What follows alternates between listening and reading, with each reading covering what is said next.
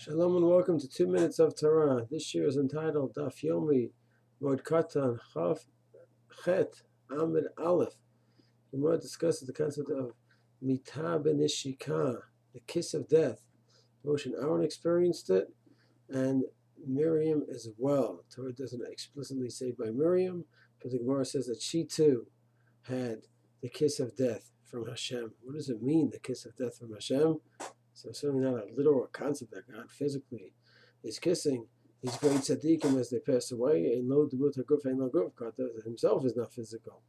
So what does it mean? So it may mean the following: that a person, when he's born, is totally directed to himself, totally narcissistic, a baby, an infant. That's all he thinks about is his own needs, physical needs, psychological needs, whatever it may be.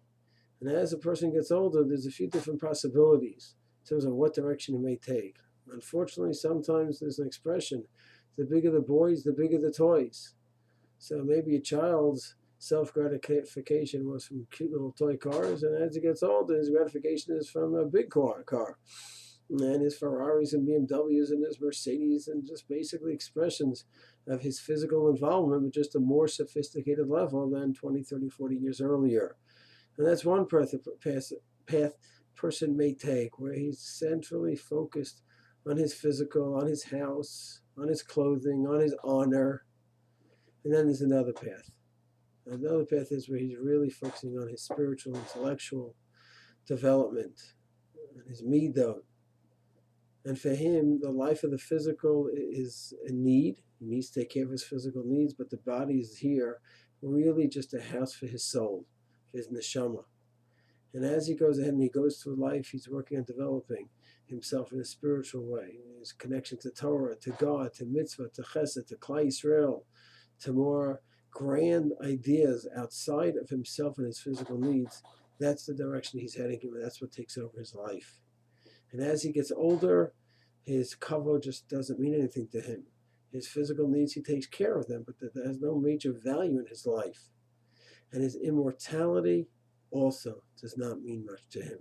He's living in a different world where the spiritual values and ideals is really what matters to him. If that's the case, so such a person whose attachment to the physical life is in a very minimal way, it's just a means to more spiritual existence. So as he gets older and he's ready to die, for him it's just a transition. It's a very sweet transition, actually, where he's going from an involvement where he had the physical life, which he needed to take care of as a means to a spiritual development, and now he's going to be involved in a life of just spirituality, the neshama, the olam haba, where the soul exists without the body. So it is not a painful transition. It's not one that he's depressed about. The fact that his whole world is going to be gone, going to be shattered. Where's his car and clothing? And all the millions that he has, where is it going to go? It just doesn't mean anything to him.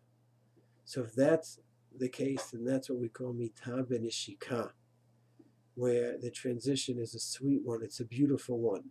Going from one world physical but essentially spiritual to one which is just purely spiritual. We all merit to achieve such a level where our connection truly is to the spiritual, and we could really recognize that the physical and the needs of the physical are just means towards a greater goal and a greater growth. Shalom.